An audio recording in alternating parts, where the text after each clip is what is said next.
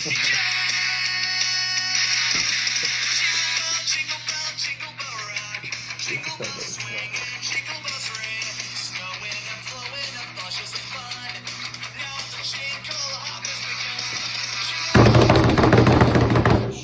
jingle, jingle all the way to the Christmas episode. You filthy animals, Merry Christmas out there. Yeah, Merry Christmas, everybody. We just got through week 16, and obviously this is the fourth season of the LOGJAM, so welcome aboard. Absolutely, and we'd be remiss not to wish Happy Hanukkah to Gary. Yeah, and I guess half of Andrew. Absolutely, and everybody else out there that celebrates Hanukkah, welcome to the holiday season, Festivus, all of the things. It is that time of season. You got all your Christmas shopping done there? Yes, I got my shopping done early, thank goodness, because I don't want to take a wheelchair through the mall, so I did that early, and thank God for Amazon. They helped me out, of course. But I'm ready to go. You know, it is the season to be merry, and it is the season to make a little playoff money for those involved. It is. It's time to make some money. I don't want to ruin anyone's festive Christmas mood, but we are by contract forced to talk about the Cardinals. Yes. Boy, speaking of coal in your stocking, what a terrible performance. Yeah, it was a complete dud once again. You know, a second week in a row here for the Arizona Cardinals. But the biggest news is that loss to the Rams puts us in a tie in the NFC West. So now we're battling for a division title. It knocks us to fourth place in the NFC. So it looks like those home games throughout might not be a thing that we're going to be doing, but hopefully we'll turn it around here coming up this weekend on Christmas against those Indianapolis Colts. Spent a lot of bit of time earlier in the season bemoaning the fact that national columnists and national pundits were keeping us in that 5, 6, 7 hole, and we felt we were one of the best teams in the league. Yeah. Turns out maybe they were right, maybe they were optimistic. This team has not put forth the effort we've needed in the last couple weeks. Last couple weeks they haven't, but that being said, I'm hoping that this is a moment of focus, that these losses are kind of something that gets a fire lit under us and gets us running hot into the playoffs, because that's what we want, is to be playing our best football going into the playoffs. So hopefully this is some motivation. That's what we're hoping for. We're hoping for a run going into the playoffs. We're hoping we're not the franchise that put playoff tickets on sale before we qualified for the playoffs and didn't make the playoffs, because that would be embarrassing. That would be terrible. So we'd like to prefer not to get coal in our stocking or to have to go to a colon exam or any of that for the rest of the season. Amen. Let's go win some games. Speaking of winning some games, first week of the playoffs wrapped up last week. Yes. Some exciting games, nothing too close, but let's get into them. Sure. In the Big Boy Bowl, or the actual playoff rounds, the Fury took on the Scoregasms, and the Fury took care of business here at 129 to the Scoregasms 96. Yeah, the 3-seeded Fury barely got edged out of the playoffs and got monster performances from Travis Kelce and Mr. Hill there. Oh, yeah. Well, you know, they put up 80 points collectively. He had very low output from Jamar Chase, Joe Mixon, Harris, and Higgins. I guess he's probably got to worry about Mixon moving forward as he is advancing with that injury. But a win against Gary in the first round, I mean, you know, Fury's got to be ecstatic about moving on. To back up that stat there, those 4 running backs, 2 running backs, 2 receivers totaled 17 points for the Fury, which is worrying if you don't get those 30 and 40 burgers. Yeah. The rest of the bench, negligible kind of output, so you wonder if he has to put someone, you have to make a move. I think, can you imagine if he hadn't traded Pat Mahomes? Well, yeah, and speaking of negligible outputs, you know, Zeke and CeeDee Lamb really didn't show up for the Scoregasms, but like you just said, Patrick Mahomes did with a 42 burger. So, like you just said, if he's on the Fury's team, this is an embarrassing loss by the Scoregasms. Huge 42, 16-11 out of the aforementioned Cowboys. The rest of his team showed more single digits than my college girlfriend. So that's not a good outfit. Joe Wilson on the bench, 23, probably wouldn't have been enough to win the game anyway. So this one seemed like it was wrapped up before it started. Yes, it did. It brings us to the second game in the Big Boy playoffs, which was Young and Confused against Merci Beaucoup. And Merci Beaucoup put up the high point total of the week here with 152 to knock out Young and Confused in that first round, who put up 100. He really did. He did show no signs of let up. Cooper Kupp, 37 on Tuesday night. The Mark Andrews 39 was monstrous. And really that Amon-Ra St. Brown start was unbelievable. Leaving trades for Mike Evans and doesn't play him. Yeah, he leaves Claypool on the bench. It starts a Detroit Lion wide receiver over these players That's a gutsy call, but the reward is there for merci beaucoup. Kudos. Works out. Huge point score. Dak, maybe question marks. Are you getting 12 points from your quarterback? Cordell Patterson, nowhere to be found. No. And hopefully those things change in the next round for him. And for Andrew, Matt Stafford only put up 19. Deebo Samuel put up 19. Those were his high scores. It wasn't enough. Had a great year, made the playoffs, but, he's going to hope to advance a little further next time he's in. Other side of the ball, Young and Fuse, not good. Stafford, 19. Deebo, 19. Another low-scoring output. Exactly. We have 100 up on the board for him, but he really scored 99.5, and we round up, but not going to be good enough to win in the playoffs. No, it's not. The next games we're going to talk about are the lower rounds, which we call the Toilet Bowl. And that first matchup had the Poway Titans playing the Pimps. And Poway came out on top, 114 to the Pimps 101.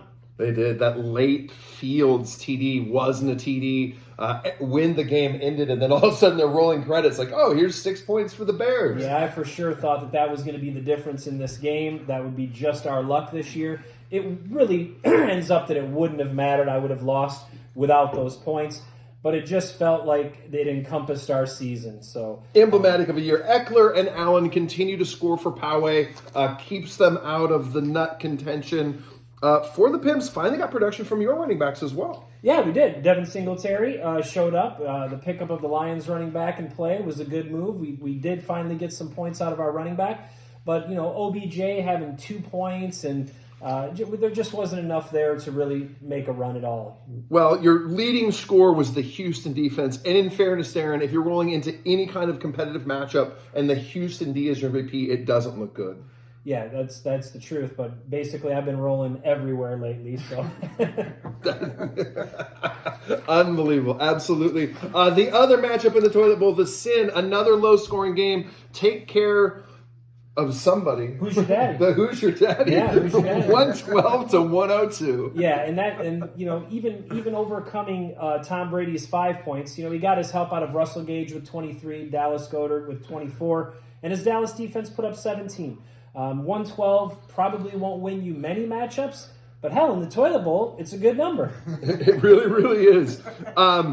Herbert, 27 for Daddy. The garbage time Christian Kirk helped. But this came down to, again, Tuesday Night Football, which was awesome. We should do it more. But not for the reasons we did it this week. Came down to Van Jefferson and an 8-point lead versus Dallas Goedert, and he got smashed. Yeah, and you would think when you're looking at that would be an advantage for the Daddy.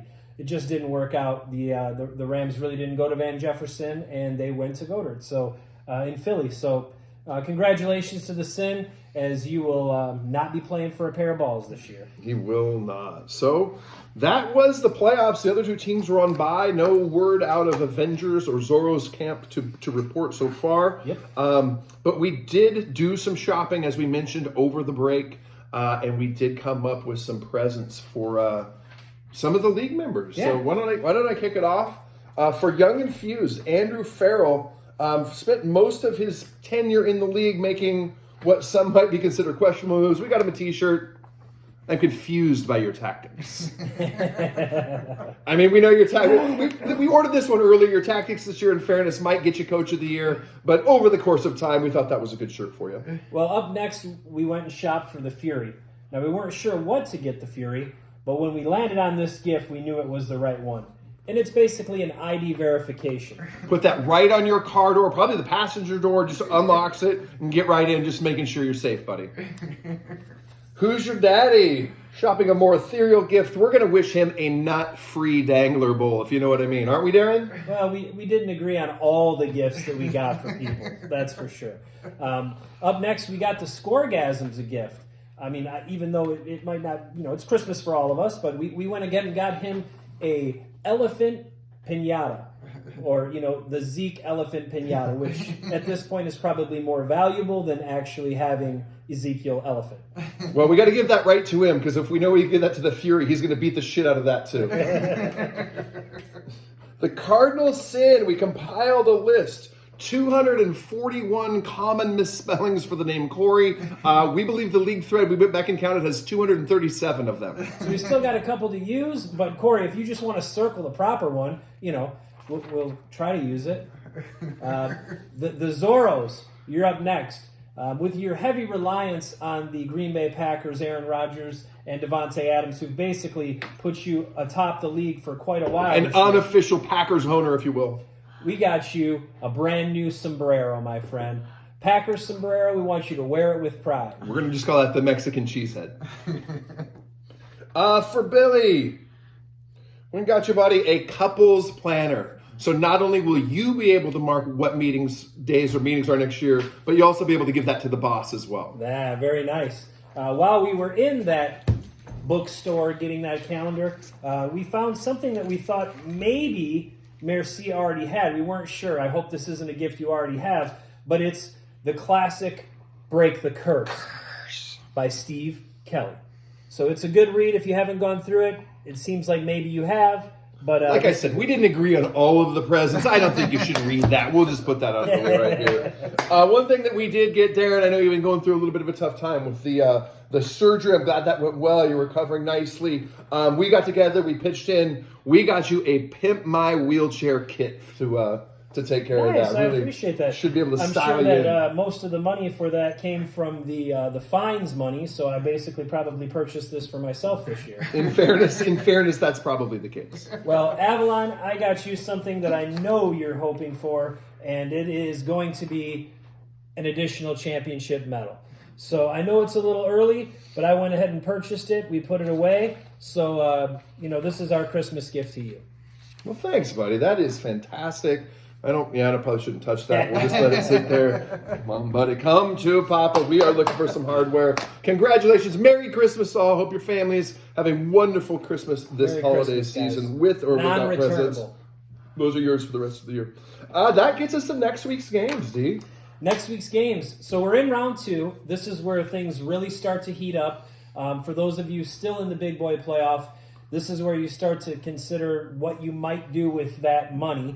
But don't get there quite yet, as the first game we're going to talk about is going to be the Sin. Oh, I'm sorry. This is the lower bowl, isn't it? This is the consolation bracket. This is what we call the toilet bowl. These teams, the carrot on the end of the stick here is the number 1 pick in our non-snake draft. That's right. So the winner of this couplet, if you will, these 4 games, picks 1, second place picks 2, 3, and 4, and so on. So the first game up, Cardinal Sin traveling to Young and Confused. What do you think, Darren?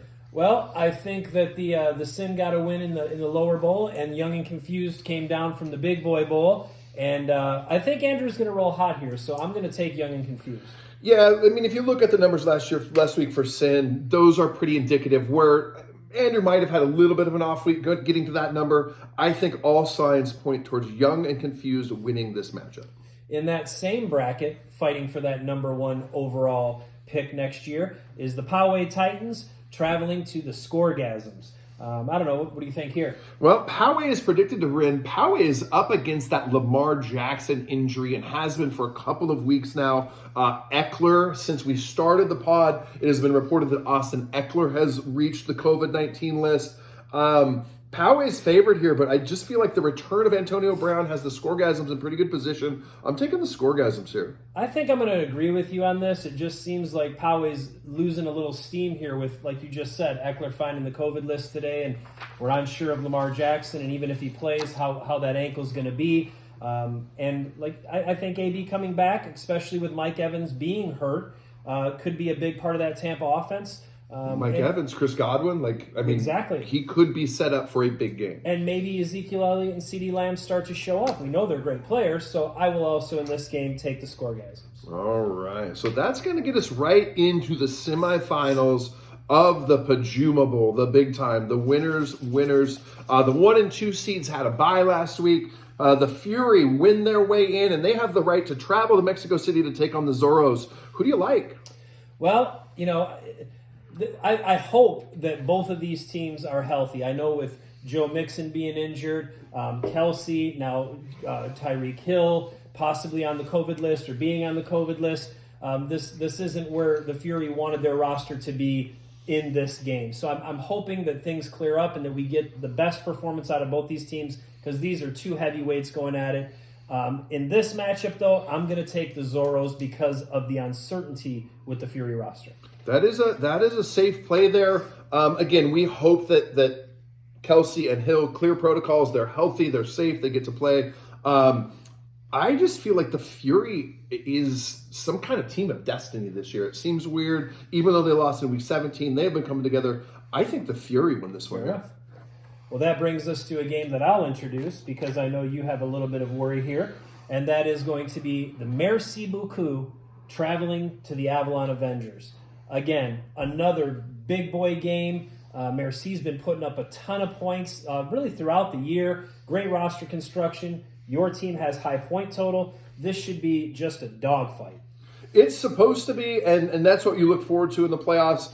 I think around here, we heard since the playoffs started, it looks like Dalvin Cook has been added to the COVID-19 protocol list, which could be a death knell for the franchise. Well, losing Chris Godwin last week in basically a scrimmage for your franchise, and now Dalvin Cook going on the COVID list, even though you do have his replacement with Madison, I got to believe there's some worry there on your roster construction.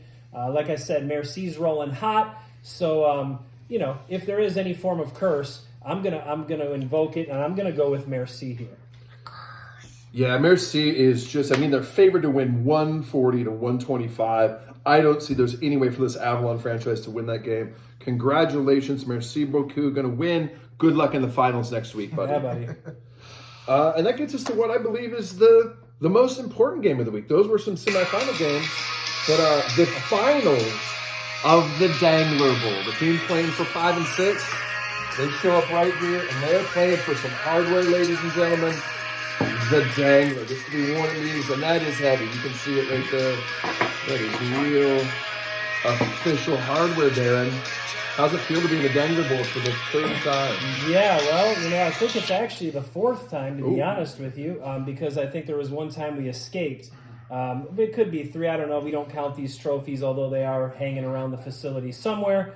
It is quite a heavy trophy case at our facility lately, filled with these form of balls. So it's not something you want. It's something that we want to send Daddy's way this year. So this is a 2-week event.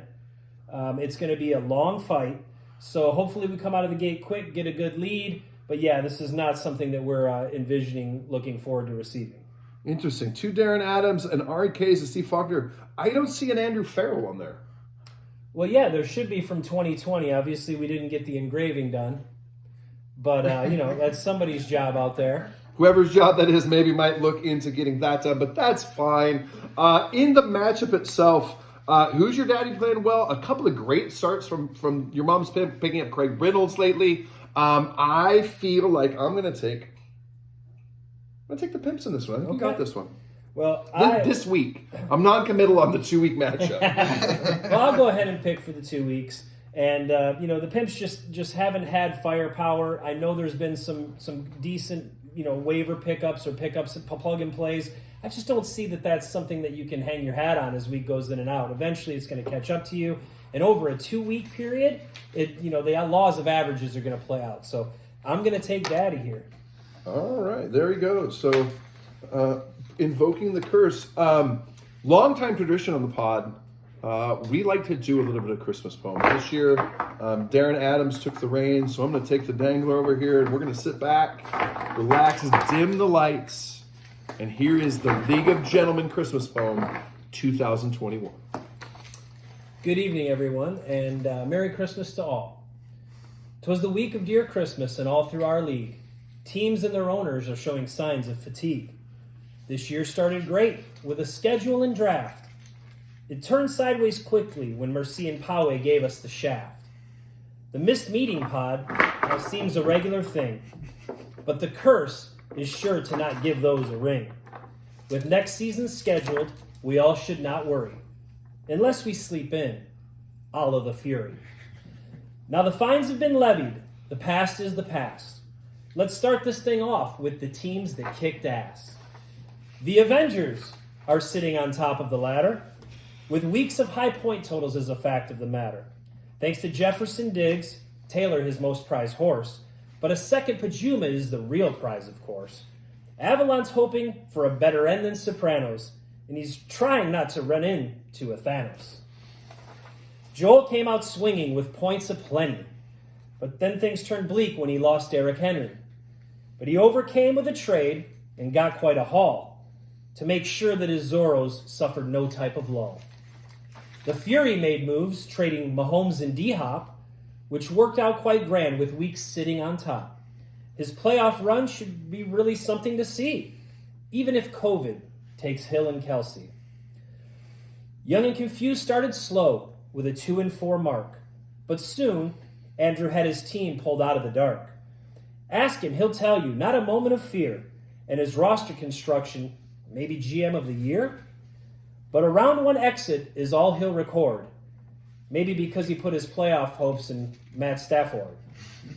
Mercy's regular season was not quite the worst, and somehow he managed to escape the curse.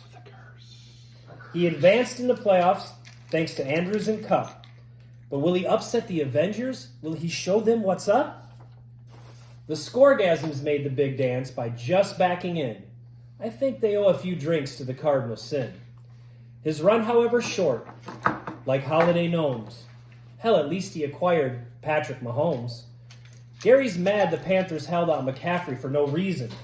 I guess we'll see what happens next fantasy season. Poway can blame Canada or some hocus pocus, but the reality is his team just lost focus. Lamar, Allen, Eckler really gave him a chance, but a late season mistake made the Titans not dance. No chairs to be thrown, as no one was caught cheating. Maybe next year he'll actually make a goddamn meeting. Cardinals' sin season was a traditional fail, with 6 or 7 dead players and now 1 going to jail. His run of non-playoff seasons is a stat we must check. But this fantasy season was an absolute wreck. Who's Your Daddy season was actually worse. The irony of the one who whispers, "The curse." He will surely answer the bell when next season calls, but for the rest of this season, he'll be playing for the balls. The Pimps are a mess. They're the disgrace of this group, as most of his players are absolute poop. He made trades early to focus on next year's championship chase. Is there any more room for blue balls in his trophy case?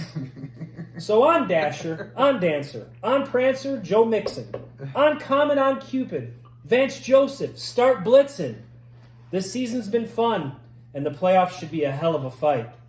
Merry Christmas to all, and to all, a good night. Unbelievable stuff, Darren. Thank you so much. Thank you, Darren Adams, for writing the Christmas poem. Thank you, Tom Farrell, typically produces the show, wrote the entire Christmas show for us this week. Really, really good stuff. Thank you at home for watching. Merry Christmas to all. Yeah, Merry Christmas to all.